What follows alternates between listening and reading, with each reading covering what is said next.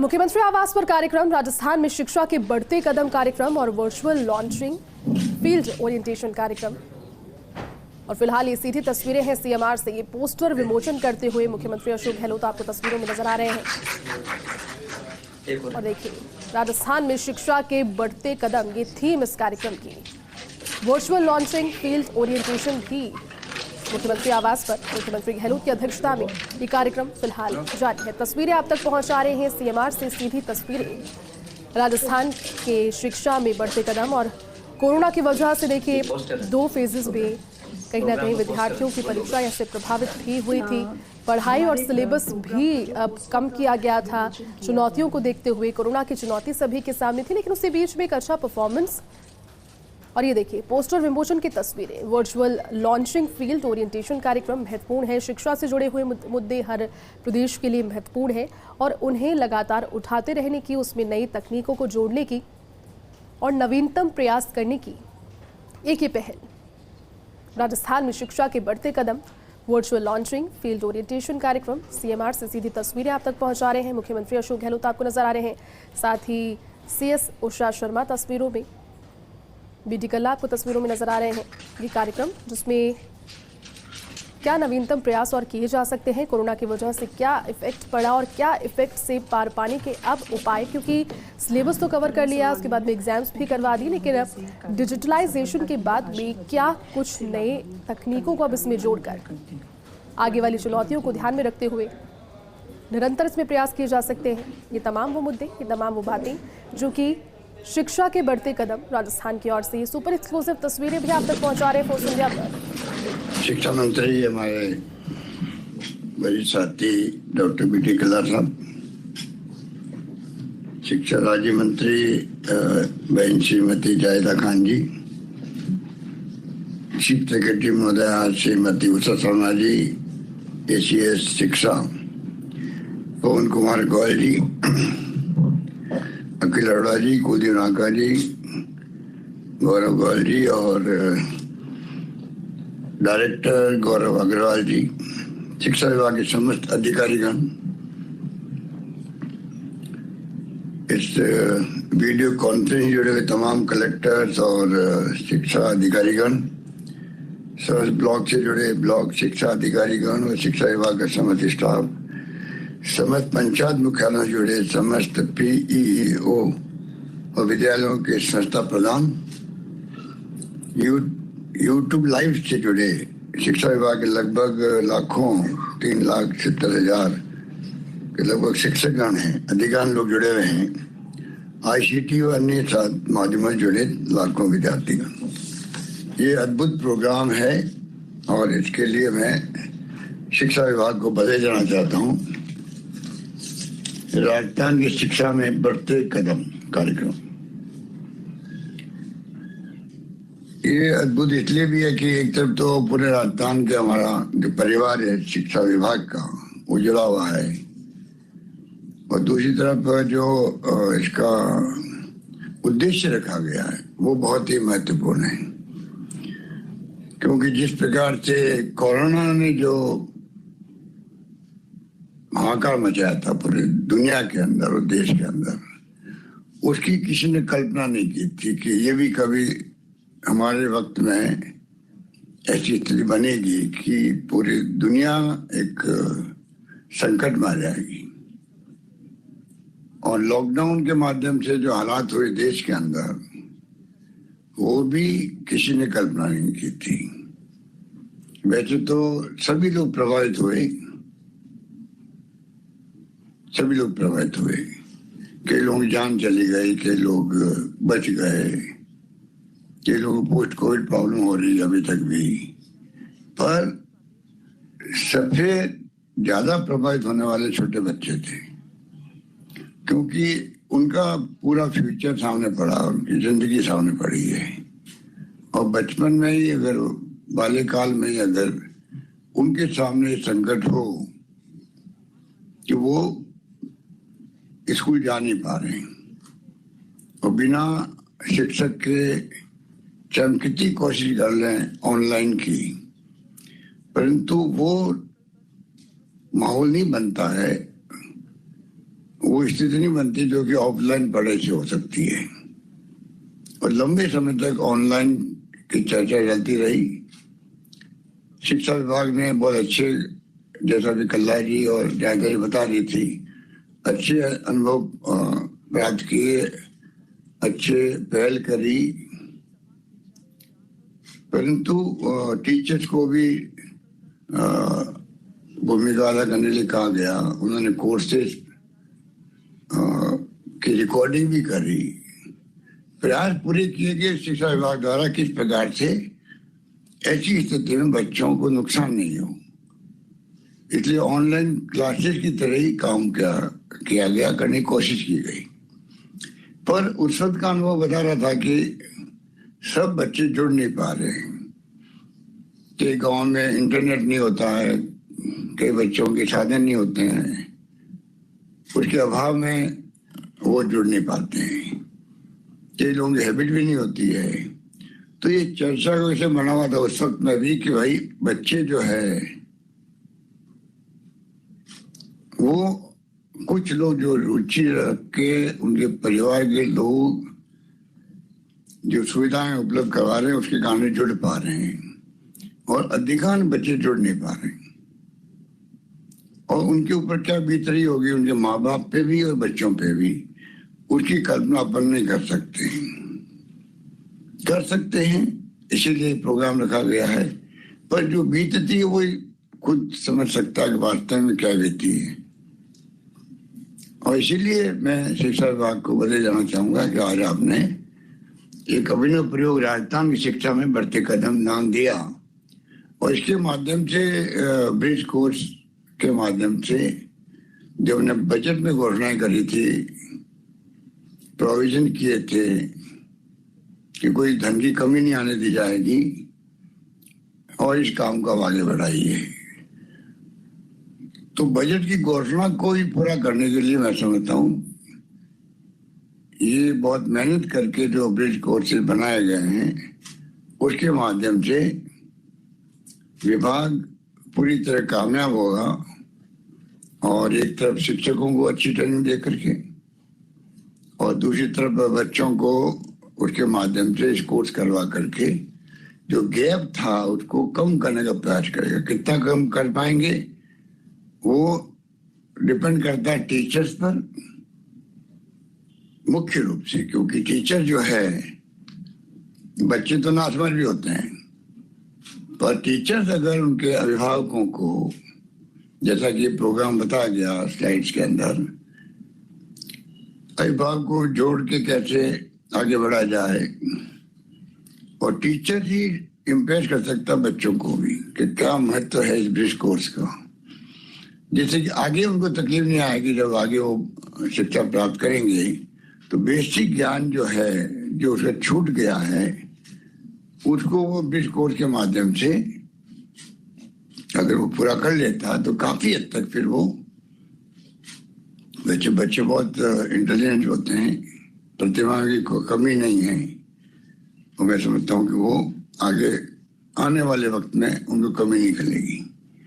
एक मैं स्लाइड देख रहा था जिसमें ये था कि मिस्टर गोयल बता रहे थे कि जो बच्चों की शिक्षा होगी ब्रिज कोर्स के माध्यम से, उसके बाद में उनका टैलेंट देख के ग्रुप बनाए जाएंगे और फिर उनको शिक्षित किया जाएगा। उस पर मेरा कहना है कि थोड़ा उसको आप अमेंड करें इस रूप में कि बच्चों में इन्फिनिटी कॉम्प्लेक्स नहीं आए, कि अगर आपने बच्चों को सिलेक्शन किया कि ये बच्चे अब ज़्यादा आगे बढ़ गए हैं या अलग ग्रुप बनेगा इनका, फिर इनकी अलग की पढ़ाई होगी, तो बाकी बच्चों में एक कॉम्प्लेक्स आ जाता है तो वो फिर आगे पढ़ नहीं पाते हैं, या वो कॉम्प्लेक्स अगर घर जगह रह जाता है बच्चों के दिल और दिमाग के अंदर, तो वो मैं समझता हूँ कि उचित नहीं है। थोड़ा उसको आप अपने हिसाब से देखें। कोरोना काल में जो टीचर्स ने काम किया वो अद्भुत था, ये तो ठीक है शिक्षा के विभाग में, उसके अलावा भी जो जिम्मेवारी सौंपी गई, क्योंकि टीचर्स ऐसे हैं जिनको अपन इलेक्शन ड्यूटी पे भी, जनगणना में भी सब जगह लगाते हैं, और वो उनके संगठन के बाद एतराज भी करते थे, हम सब ये काम क्यों देते हैं, हम तुम्हारा काम तो शिक्षा का है, पढ़ाने का है पर काम दिया जाता है।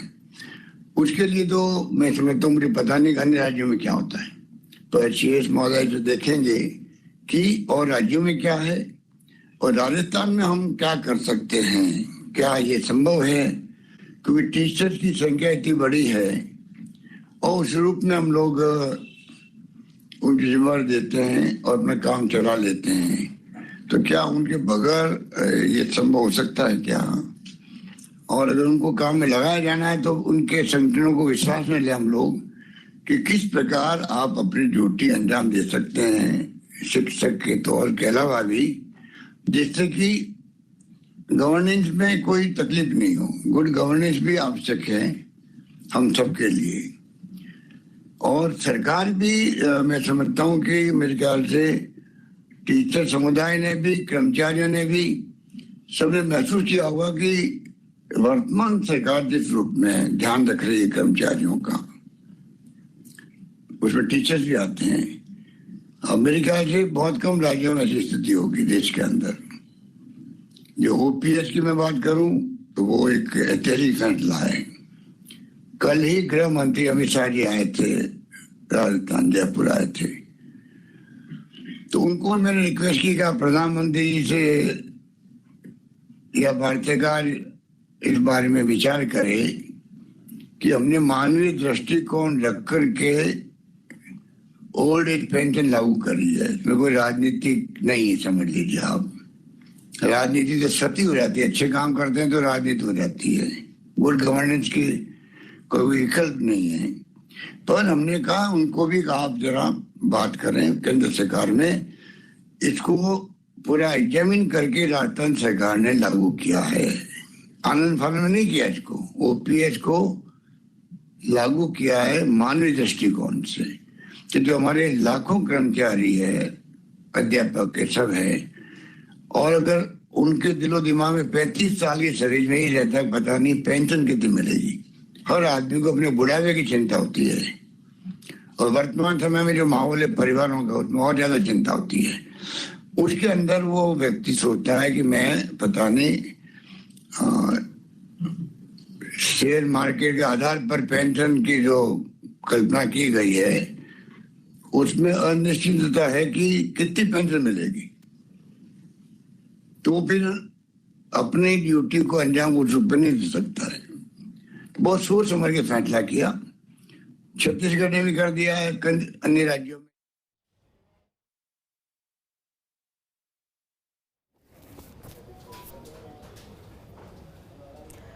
देखिए, राजस्थान में शिक्षा के बढ़ते कदमों पर ये online launch in field orientation मुख्यमंत्री अशोक गहलोत से संबोधित करते हुए उन्होंने इस चीज़ का जिक्र एक बार फिर से किया कि राजस्थान में शिक्षा एक सर्वोपरि मुद्दा है। और ये मुद्दा नहीं है, ये मुद्दा इस तरीके से है क्योंकि सरकार इसके लिए हमेशा से प्रयासरत रही है। शिक्षा की गुणवत्ता में किस तरह से सुधार किया जाए, क्योंकि कोरोना की वजह से एक बारगी के लिए जो परेशानी ना सिर्फ अभिभावकों को, बच्चों को, बल्कि शिक्षा विभाग को भी हुई थी, चुनौतियाँ गई थी। लेकिन ओरिएंटेशन से इसलिए कार्यक्रम को पुकारा जा रहा है क्योंकि इसमें शिक्षकों को भी मुख्यमंत्री अशोक गहलोत की नसीहत दे रहे हैं कि किस तरह से अपने वक्तव्यों के माध्यम से, अपने विजन के माध्यम से ये सुनिश्चित किया जा सकता है कि अभिभावक कॉन्फिडेंस में रहे, उन्हें पता रहे कि अगर आने वाले दिनों में पेंडेमिक या फिर कोई भी चुनौती सामने आती है तो शिक्षा विभाग इसके लिए हमेशा से प्रयासरत है और निरंतर इस पर कार्य करता भी रहेगा। राजस्थान में शिक्षा के बढ़ते कदम, इस कार्यक्रम को इसलिए नाम दिया गया है और CMR से फिलहाल सीधी तस्वीर।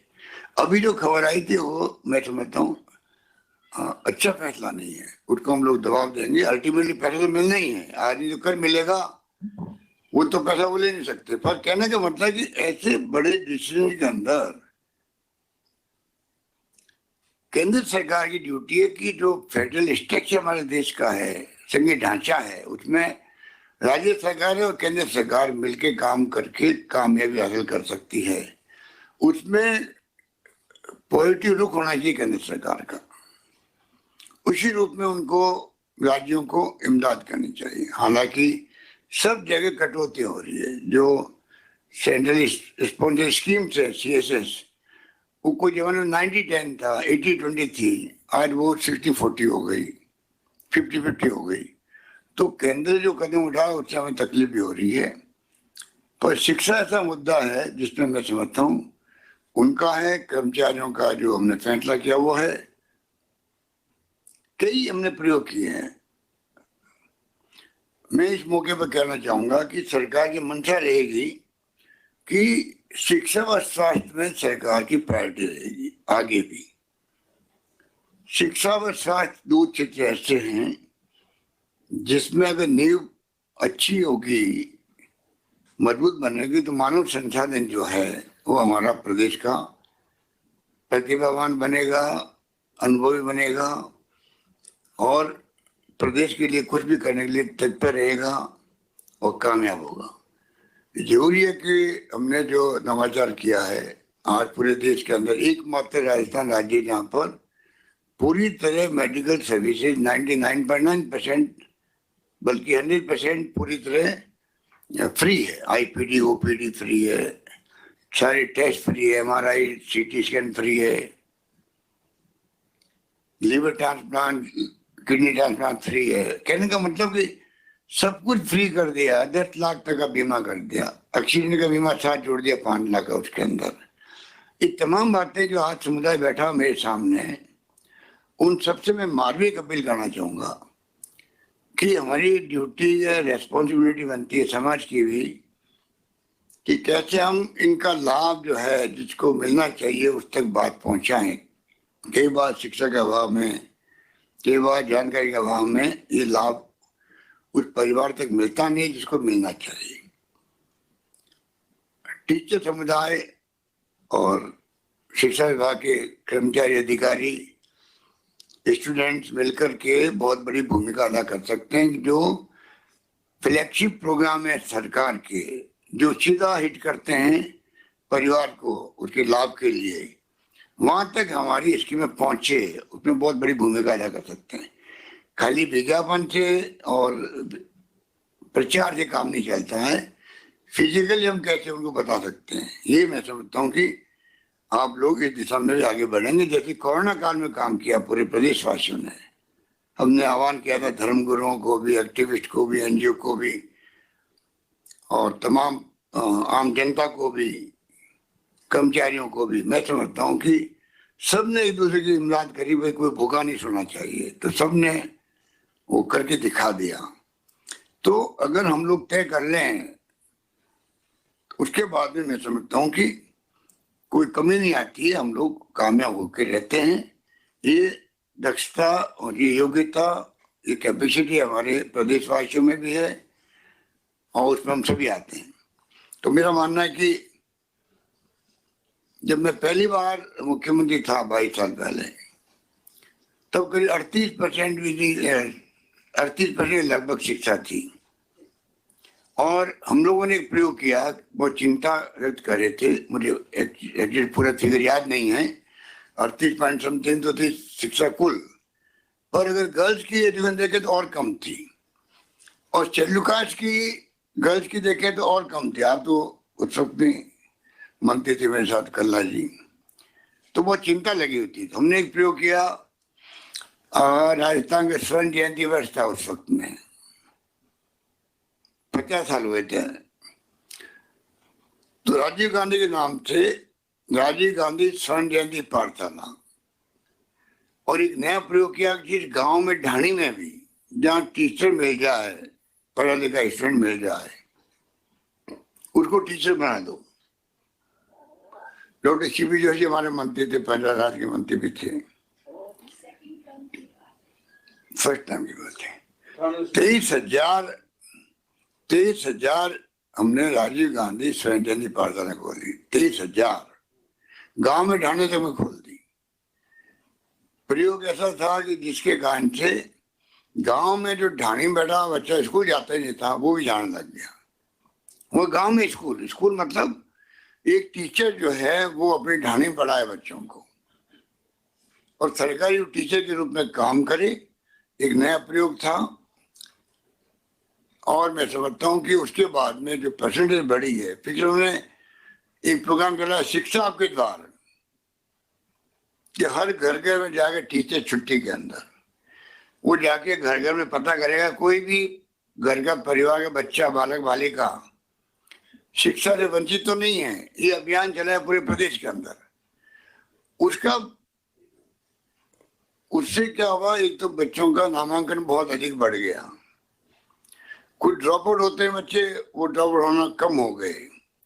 तो एक ऐसा प्रयोग था जो बाद में सरकार बदल जाती तो कई बार नए फैसले हो जाते हैं, वो अलग बात है, परंतु वो प्रयोग मैं समझता हूँ कि गांव और ढाणी तक में एक माहौल बनाना पढ़ाई का बहुत बड़ी बात थी। तो ये जो आज आप प्रोग्राम करे राजस्थान शिक्षा में बढ़ते कदम, ये तो एक गैप पूरा कर रहा आप लोग, पर उसमें तो बच्चे पढ़ाई नहीं करते थे, रुचि नहीं थी बच्चों की, शिक्षा की तरफ माहौल ही नहीं था, इसीलिए बहुत कम परसेंटेज में बच्चे शिक्षित थे। तो वो एक अलग प्रयोग था, ये एक अलग प्रयोग है। मैं उम्मीद करता हूं कि ये प्रयोग बहुत कामयाब होगा। अब राजस्थान में भी अच्छी परसेंटेज में बच्चे स्कूल जाते हैं। ड्रॉप आउट की समस्या भी धीरे धीरे, अब हमने जो नए फैसले किए हैं, प्राइमरी की मिडिल से सेकेंडरी या मिडिल से सीधा, कुछ स्कूलों को तो हायर सेकेंडरी कर दिया गर्ल्स की, तो और सारी जितनी सेकेंडरी स्कूल है उन सबको हायर सेकेंडरी कर दिया। तो अब जो डिस्टेंस है गाँव में स्कूल के, वो बहुत कम हो जाएगी। और छूट दे दी शिक्षा विभाग को प्राइमरी स्कूल खोलने की, छूट दी हुई ना, बाकी जो मर्ज हो गई उनको खोलने की इजाजत, कोई कमी आएगी नहीं। जो आप लोग तय करोगे, टीचर तय करेगा। शिक्षा का जो मैं ये बोल रहा हूँ कि स्वास्थ्य सेवाओं की तरह आज स्वास्थ्य सेवाओं में देश में राजस्थान नंबर 1 पे आ गया है। स्वास्थ्य सेवाओं में भारत सरकार के आंकड़े अभी आए थे, पता नहीं वो कौन सा सर्वे था, नेशनल फैमिली हेल्थ सर्वे, उसके अंदर 82% ऐसे कुछ आए थे। तो उसमें भी हम एक नंबर 1 पे आ गए हैं भारत सरकार के सर्वे में। और वैसे हम लोग जैसे इसमें आए हैं, उसी रूप में चाहेंगे कि शिक्षा के अंदर भी आए, और आने की संभावना है, क्योंकि हमने जो फैसले किए, टीचर्स को लेके फैसले किए, इनकी समस्याओं को लेके फैसले किए हैं। तो एक तरफ तो टीचर की समस्या हल हो रही है, और दूसरी तरफ हमारे जितने छात्री हैं, स्टाफ के हों या कोई हो, जिनके जो हमें दिया गया समस्या भी आपके मुझे बताया गया कि राजस्थान शिक्षा अधीनस्थ एवं राज्य सेवा नियम 2021 बनाए गए हैं, सेवा नियम 70 को और 71 को मिला करके। उसमें जो सहायक शिक्षकों के, पुस्तकालय अध्यक्षों के, प्रयोगशाला सहायकों के, सबके जो प्रमोशन के मार्ग प्रशस्त हो रहे हैं।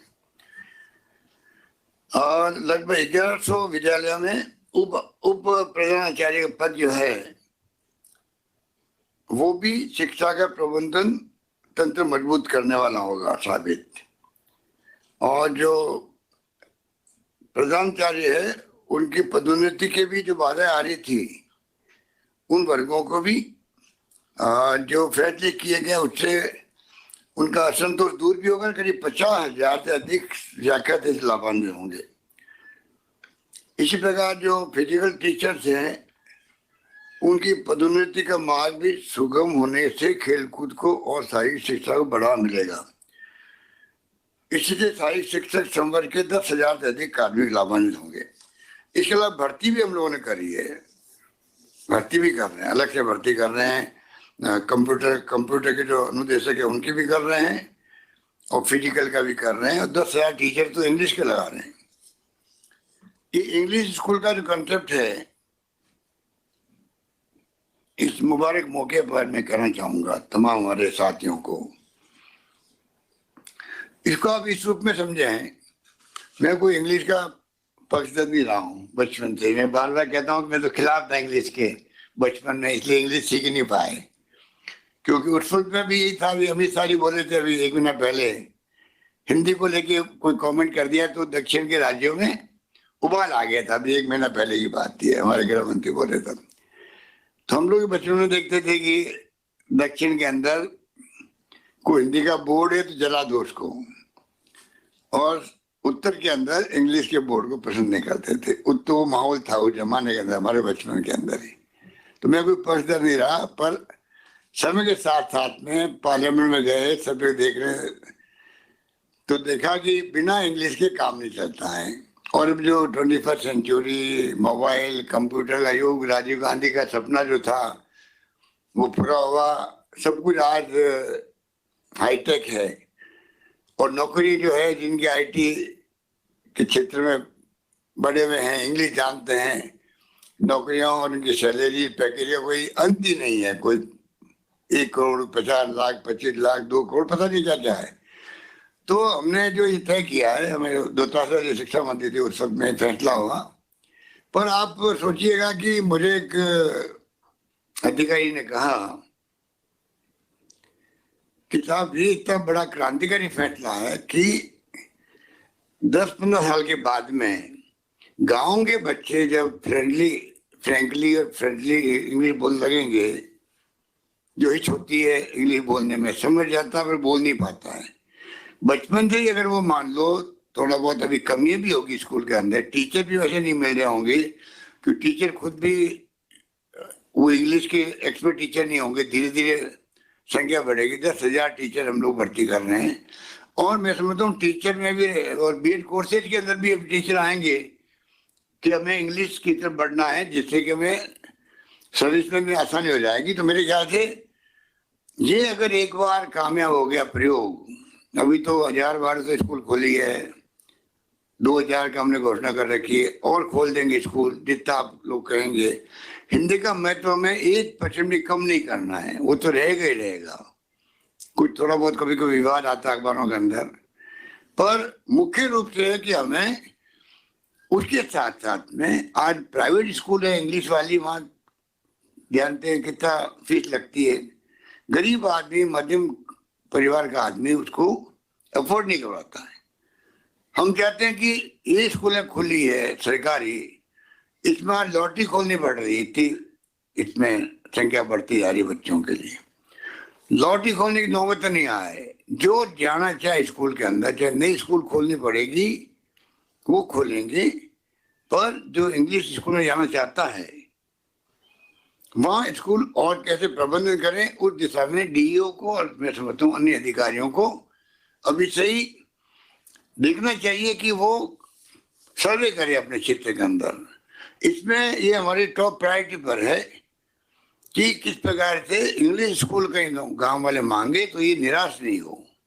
हाँ, बच्चे मिलने चाहिए, वहां पढ़ने वाले होना जरूरी है। और 10-15 साल के बाद में हमारे यहाँ के राजस्थान के बच्चे इतने होशियार हो जाएंगे, देश के अंदर अन्य राज्यों के मुकाबले में कंपटीशन के अंदर हर जगह है, चाहे वो यूपीएससी का है, चाहे लोकल सर्विस कमीशन का हो, चाहे कोई भी सर्विस, आईटी हो, प्राइवेट सेक्टर हो। मेरे ख्याल से बहुत बड़ा जम मिलेगा उनको, उनका फ्यूचर के लिए बनाना बहुत आवश्यक है। इस रूप में इंग्लिश स्कूलों को मैंने प्रायोरिटी देना शुरू किया है और मैं उम्मीद करता हूँ कि आप लोग भी इसमें इस बात को, जो मेरी भावना है उसको आप समझ करके इसको आप आगे बढ़ाएंगे। ये मैं आपसे उम्मीद करता हूँ कि इसमें कोई कमी नहीं आएगी और हम सब मिलके इसमें बहुत ही आगे बढ़ के कामयाब भी होंगे, मेरा मानना है। बाकी बातें हमारे कल्ला जी ने कह दी, मैं जितने कहना चाहूंगा, राजस्थान में अब आपके वो माहौल नहीं जो अकाल सुख ही पड़ता रहता खाली, और उसी में हमारे बार बार अकाल पड़ते थे और पूरा टाइम गवर्नेंस का भी आता था कि गांव गांव में काम खोलो, अकाल रात के काम खुला नहीं खुला के शिकायत आती रहती थी। पीने का पानी मनुष्यों के लिए और पशुओं के लिए भी इंतजाम करो, चारे का प्रबंधन नहीं तो बाहर से मंगाओ, बहुत तकलीफ होती थी, वो मैंने देखा है।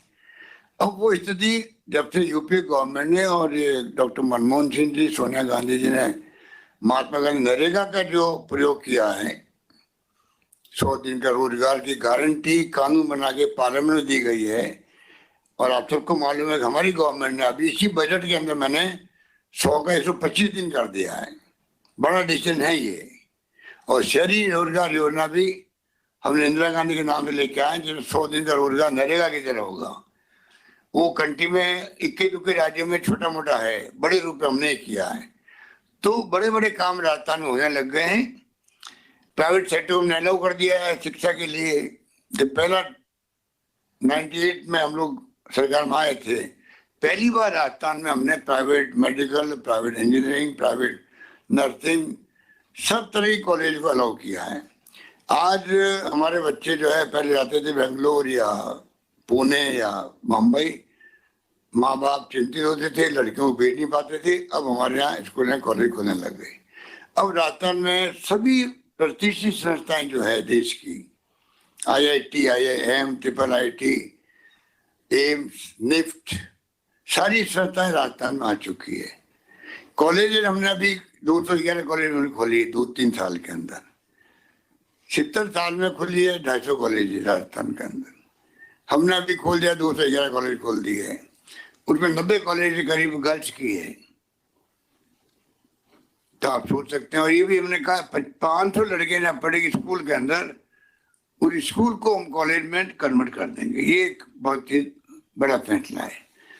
तो हमारी तरफ से मैं समझता हूँ कोचिंग क्लासेज के लिए भी बजट में घोषणा की, जो लोग अफोर्ड नहीं कर सकते उनके लिए, जो प्रतिभावान बच्चे उनको कोचिंग भी सरकार करवा रही है। हजारों बच्चों को, 200 बच्चों को विदेश भेज रहे हम लोग हमारे खर्चों पर।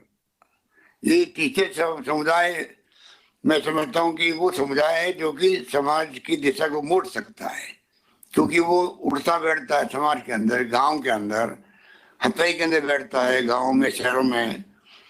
उसका जो ऑरा होता है वो इंटेलेक्चुअल के हाथ होता है, वो बच्चों को गाइड कर सकते हैं। हम लोग आप जो चाहे राजनीति में काम करके यहाँ बैठे हुए हैं या आप लोग सर्विस में हैं, हम सबकी रेस्पॉन्सिबिलिटी खाली नौकरी में पैसे सैलरी तक नहीं होती है। हमारी एक प्रकार से रेस्पॉन्सिबिलिटी है कि हम कैसे देश और प्रदेश की सेवा करें हर रूप में, जहाँ हमारा बस चले। Knowledge is power. अगर हमारे पास नॉलेज है, ज्ञान है, उसको हम कैसे बांटे सोसाइटी को सहयोग करने के लिए, उसमें अगर आप लोगों की भावना जुड़ेगी सबसे, और आप लोग अगर बताएंगे कि ये स्कीम सरकारों की आपको पता ही नहीं है, आपको आश्चर्य होगा। 200 बच्चों को भेज रहे थे, मेरे ख्याल से एक तो जानकारी पूरी नहीं हो पाई,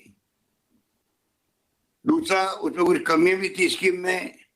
तो पिछली बार हमने भेजना शुरू किया, मेरे ख्याल से कोई गए बच्चे, कितने गए थे? लगभग 40 सैंक्शंस निकल 40 बच्चे गए विदेश के अंदर पढ़ने के लिए। पूरा खर्चा सरकार दे रही, स्टेट गवर्नमेंट दे रही है। 40 बच्चे गए, 200 का कोटा था तो 40 ही गए, क्योंकि उसमें कुछ कमी थी। अब मैं समझता हूँ कि हमारे फाइनेंस सेक्रेटरी ने पूरा उसको वापस रिऑर्गेनाइज करवाया है। अब जो कमियां दूर कर दी गई है, नए कोर्सेज ले लिया हम लोगों ने, सब कंट्री को ले लिया, करीब करीब सभी कंट्रीज में। अब आपके 200 बच्चे यहाँ पर जो अफोर्ड नहीं कर सकते खुद, वो स्टेट गवर्नमेंट के खर्चों से दुनिया में पढ़ने जाएंगे। आप सोच सकते हो। तो ये तो कुछ बातें मैं बता रहा हूँ आपको, पर आप कृपा करके, आपको मैं कहना चाहूँगा कि आप अपने जीवन के अनुभवों को शेयर करें स्टेट गवर्नमेंट से भी। टीचर होता है, गांव में बैठता है, नए नए प्रयोग होते हैं, नए नई पहल होती है। अपने अनुभवों को शेयर करें शिक्षा विभाग से। कल्याण जी को मैं कहना चाहूँगा, आप अलग से ऐसा कोई बनाए वहाँ पे प्रकोष्ठ, जो कि, क्योंकि आज के जमाना है, पब्लिक क्या चाहती है, हम कितने कुछ कर लें, पब्लिक क्या सोचती है, उस ढंग से हम फैसला करते हैं तो ज्यादा वो एक्सेप्ट करते हैं। तो आप लोग एक ऐसा प्रकोष्ठ बना लें जिससे कि वहां पर टीचर्स, एजुकेशन विभाग का कोई व्यक्ति सुझाव देना चाहे तो प्रकोष्ठ उसको देखे। ऐसे सुझाव आएंगे जैसे कि मतलब आप सोच नहीं सकते, और उसको हम लेके आधा बना के शिक्षा विभाग में अगली बार बजट के वक्त में आप अगर सुझाव देंगे फाइनेंस को, तो मैं समझता हूँ ज्यादा बेहतर है। बजट भी आजकल कई सरकारें बनाती है तो पब्लिक को पूछती है कि पब्लिक क्या उनकी डिमांड है, क्या भावना है, उसके अकॉर्डिंग टू पब्लिक उसको सुझाव देती है। और पॉलिटिकल पार्टी बजट बनाती है, मैनिफेस्टो बनाती है।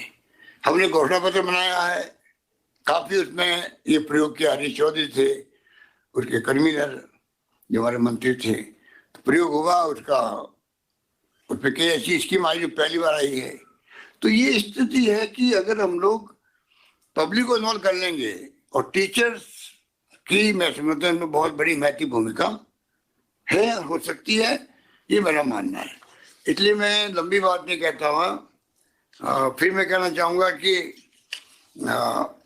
हमारी प्रायोरिटी, मैं फिर आपको कहना चाहूंगा, हमारी प्रायोरिटी हेल्थ के साथ साथ में अगले बजट के अंदर भी, जैसे मैंने कहा, युवाओं के लिए प्रायोरिटी रहेगी। युवाओं में स्टूडेंट भी आते हैं। अगला बजट जो है युवाओं को और छात्रों को समर्पित हो। उसमें शिक्षा विभाग अपना भी आता है, शिक्षा। तो हमारा जो सोच है कि चिकित्सा और स्वास्थ्य, चिकित्सा और ये शिक्षा, दो टॉप प्रायोरिटी में हम चलना चाहते हैं आगे भी, आने वाले वक्त के अंदर भी। उसके लिए ये सोच सुझाव आएंगे हमारे पास में, पब्लिक से आएंगे या एजुकेशन विभाग से आएंगे, टीचर से आएंगे, डॉक्टर से आएंगे, तो हम लोग मान रहे अभी भी तमाम ज़्यादातर डॉक्टर्स और मेडिकल सर्विसेज के लोग बहुत खुश हैं कि पहली बार हर क्षेत्र में हम लोग जो उनको प्रायोरिटी दी है। कोरोना में भी काम अच्छा किया सबने मिलके, और हमने भी कोई कमी नहीं रखी है। आज मेडिकल कॉलेज खोल रही है राजस्थान के अंदर, 33 जिले हैं, 30 जगह मेडिकल कॉलेज खोल रही है, 30 जगह खोल रही है, हर जिले में कॉलेज खोल रही है। तो ये जो बड़े बड़े फैसले हैं, उससे हमारे स्टूडेंट जो है आज प्राइमरी, सेकेंडरी, हायर सेकेंडरी का, वही तो कल मेडिकल में जाएगा, वो इंजीनियरिंग में जाएगा। तो तमाम बातें जो है मैं समझता हूँ कि जो उसका नींव अच्छी बनेगी, बेसिक पढ़ाई उसकी ठीक होगी, आगे जो उसके सपने हैं, और जैसे मिस्टर कलाम ने कहा था कि सपना देखकर सीखो, तो बच्चों को आप सपना देखकर सिखाओ। ये मैं टीचर समुदाय से अपील करना चाहूंगा, उनको उनके कॉन्फिडेंस पैदा करवाओ उनके अंदर। आपकी भूमिका सदियों से सुनते हैं कि उस जमाने के अंदर भी किस प्रकार से गुरुकुल हुआ करते थे, तो आज भी गुरुजनों का सम्मान कम नहीं है। समय के साथ साथ में देश और दुनिया में देख रहे हैं हम क्या हालात हैं, बदलता जरूर है, परंतु राजस्थान हो जो हमारा मुल्क हो, हमारी अलग प्राचीन काल से अलग सभ्यता है, अलग परंपराएं हैं, अलग संस्कार है, अलग संस्कृति है। उसको लेके हम लोग आज आगे बढ़ रहे हैं, और हम चाहेंगे कि छात्रों में अच्छे संस्कार पैदा करें आप लोग। ये चुनौती है कि हमारा मुल्क एकता में अनेकता में एकता वाला मुल्क है, तो यहाँ पर अलग अलग धर्म के लोग हैं, अलग अलग जातियां हैं, हजारों अलग अलग भाषाएं हैं, बोली हजारों हैं। ऐसे मुल्क को हम लोग, हमें गर्व है कि हम इस मुल्क को, जो इसका मान और सम्मान दुनिया में बना है, क्योंकि यहाँ लोकतंत्र कायम रहा, सभी धर्मों को साथ लेके चले, सभी जातियों के साथ लेके चले, और उसमें हम कामयाब हुए हैं। कई मुल्क जो हमारे साथ आजाद हुए थे, वो मुल्कों में सैनिकों के शासन हो गए, हिंसा होने लगी, कई बातें हुई। हमारे यहाँ तो इंदिरा गांधी जी प्रधानमंत्री थी, जान देती, पर खालिस्तानी बनते थे हम। राजीव गांधी शहीद हो गए। तो आजादी पहले और बाद में हमारे अलग तरह की एक औरा बना हुआ है, दुनिया इसका लोहा मानती है। इतना बड़ा मुल्क फिर भी लोग तो जिंदा है, मजबूत है, आगे बढ़ रहा है। तो चुनौतियां आएगी आज भी हमारे सामने, आज भी है, आगे भी आएगी। उसका मुकाबला भी करने के लिए अच्छे संस्कार बच्चों को मिले, ये मैं आपसे अपील करता हूँ, अपनी बात समाप्त करता हूँ। धन्यवाद। जय हिंद। धन्यवाद। आपका बहुत बहुत आभार आदरणीय मुख्यमंत्री महोदय। आपके आशीर्वचन हमारे विभाग के लिए संबल और मार्गदर्शन प्रदान करेंगे। ऐसे ही इस कड़ी में, इस कार्यक्रम समाप्ति की ओर है। इस कड़ी में मैं जो हमारा राजस्थान की शिक्षा में बढ़ते कदम कार्यक्रम है, उसके नोडल अधिकारी निदेशक प्रारंभिक एवं माध्यमिक शिक्षा श्री गौरव अग्रवाल जी से निवेदन करूंगी कि वे आपका धन्यवाद ज्ञापित करें। माननीय मुख्यमंत्री महोदय, आपके इतने इंस्पायरिंग वर्ड्स के लिए, आशुवचनों के लिए आपका सादर धन्यवाद सर। सर, ये आपकी कल्पना से जो प्रोग्राम स्टार्ट हुआ है, इसमें मेरे खुद के जुड़ाव का मैं एक छोटा सा सर एक इंसिडेंट आपको बताना चाहूँगा सर। सर, जब इस सर्विस में आए थे सर, अंडर ट्रेनिंग में मैं झालावाड़ में था सर। वहां पर सर मनोहर थाना के अंदर मैंने बहुत घूम घूम के सर बहुत सारे स्कूल वहां पर देखे थे। वहां पर सर मैं एक स्कूल के अंदर गया था, वहां पे 9th क्लास के अंदर मैंने देखा था कि एक टीचर थे, वो बच्चों को सर जो वेटेड एवरेज का फॉर्मूला होता है sigma FI XI upon sigma FI, exactly यही चीज सर बोर्ड के ऊपर लिखी हुई थी और वो ये बच्चों को पढ़ा रहे थे सर। तब सर मैंने बच्चों से बात की, तो वहां पे बात करके ये पता लगा कि सर बच्चों को वहां पे किसी को 15 गुना 5 करना नहीं आता, जिसको like sigma FI XI upon sigma FI पढ़ाया जा रहा था सर। तब मैंने वहां गुरुजी से पूछा था सर कि गुरुजी आपको पता नहीं क्या कि मतलब बच्चों को जब यही नहीं आता तो वो उस लेवल की चीज कैसे समझ पाएंगे सर। तब लाइक वो गुरुजी का नाम तो मेरे को ध्यान नहीं सर, हमारे इस प्रोग्राम में जुड़े होंगे, लेकिन उनके एग्जैक्ट वर्ड्स थे सर जो आज तक मेरे पास स्टिक किए कि सर हम क्या करें, हमें विभाग की तरफ से मैंडेट है कि हमें सिलेबस कंप्लीट करना है, यदि हम सिलेबस कंप्लीट नहीं करेंगे तो हमारे खिलाफ में कार्रवाई होगी। सर उस समय जो मेरी फीलिंग्स थी सर, मतलब बड़ी सर, एक तो एम्पैथी थी बच्चों के लिए कि ये बच्चों का आगे क्या होगा सर, कोई फ्यूचर नहीं सर। वो गुरुजी के लिए कि मतलब ही अंडरस्टैंड्स द प्रॉब्लम, लेकिन उसके बाद भी he can not do anything.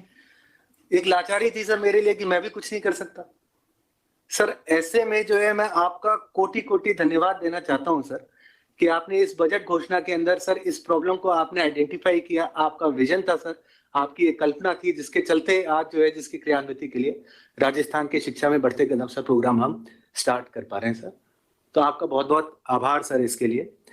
Sir हम जो है मतलब अक्सर ये पढ़ते ही रहते हैं सर कि गवर्नमेंट को लर्निंग लेवल्स के ऊपर फोकस करना चाहिए सर। जैसे आपने बताया जब आप फर्स्ट टर्म में थे सर उस समय एक्सेस बहुत बड़ा चुनौती था, आपने एक्सेस को सॉल्व किया सर।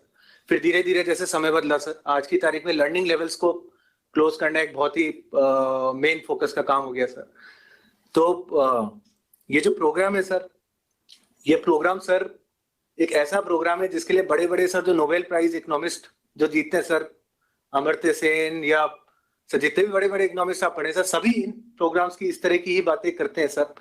पूरे देश भर में सर ये राजस्थान प्रथम राज्य है सर जिसके अंदर इस तरह का एक अभिनव प्रयोग हो रहा है सर आपकी कल्पना से, और हम आपके सर बहुत बहुत आभारी हैं इसमें सर। साथ ही मैं धन्यवाद ज्ञापित करना चाहता हूं माननीय शिक्षा मंत्री महोदय और माननीय शिक्षा राज्य मंत्री महोदया को, जिन्होंने सर आपके विजन को साकार करने के लिए हमें अपना अमूल्य समर्थन और मार्गदर्शन सर हमारे को दिया। सर मैं धन्यवाद ज्ञापित करना चाहता हूं आदरणीय CS मैम को, जिन्होंने इस प्रोग्राम की सर अपने व्यस्त शेड्यूल से भी सर हमारे को काफी टाइम निकाल कर दिया सर, काफी रिव्यू मीटिंग्स ली और अपना एक्सपीरियंस से सर हमारे को साझा किया।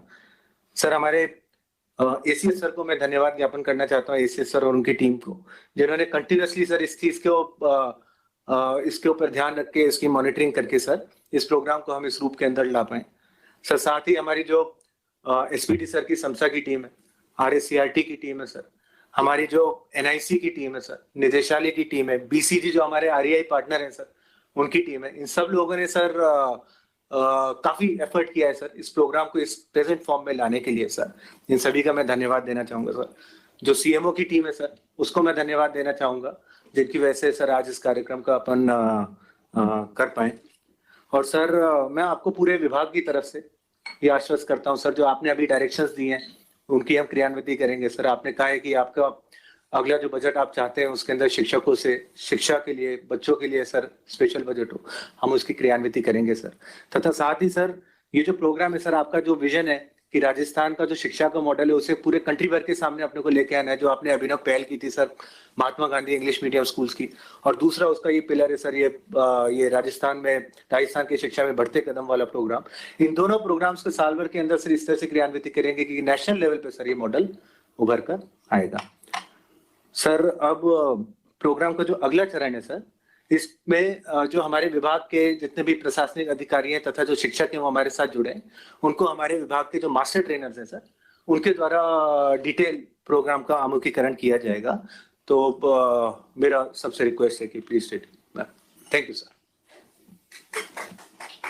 आभार आपका गौरव जी।